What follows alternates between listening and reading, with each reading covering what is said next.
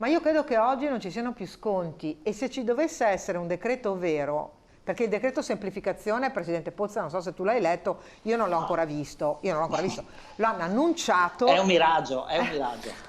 Io sono per sfidarli, mettiamogli noi le cose che vanno tolte, così gli diciamo dov'è che andate in questa partita, perché noi andiamo qui. Questo il guanto della sfida lanciato nel corso della nostra diretta dall'assessore regionale Elena Donazzan e dal presidente di Unioncamere Mario Pozza, in pressing sul governo perché acceleri sull'annunciato decreto semplificazioni. La mala burocrazia, come rilevato dalla CGA di Mestre, costa decine di miliardi al sistema economico veneto, un macigno che nella fase della ripartenza rischia di tenere fermo il palo l'agognato rilancio, da qui la lettera delle categorie a Zaia. Nei giorni scorsi ho mandato una lettera al presidente Zaia ed è stata sottoscritta da tutte le categorie economiche del Veneto: artigianato, agricoltura, commercio e industria e turismo, tutte, chiedendo al presidente Zaia che si faccia portatore nella conferenza Stato-Regioni delle istanze della nostra regione, dei nostri imprenditori, perché siamo senza infrastrutture, non solo stradali ma anche informatiche, l'abbiamo visto,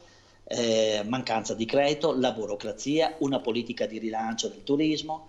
Non abbiamo chiesto tante robe, l'unica cosa che non abbiamo chiesto sono stati i soldi. Noi non chiediamo soldi, chiediamo provvedimenti seri. Oltre alla semplificazione si chiede di accelerare sul fronte dei pagamenti della pubblica amministrazione e andare avanti con le infrastrutture, un passo obbligato in vista dell'autunno nero preannunciato da più parti. Già i numeri del lavoro che non c'è danno la dimensione dell'urgenza. 65-70 mila posti persi. Tutti posti persi rispetto allo stesso periodo dello scorso anno, con il turismo grande incognita. Come impatterà il turismo? Perché sappiamo già che impatterà, non è dipende da quanto e per quanto tempo.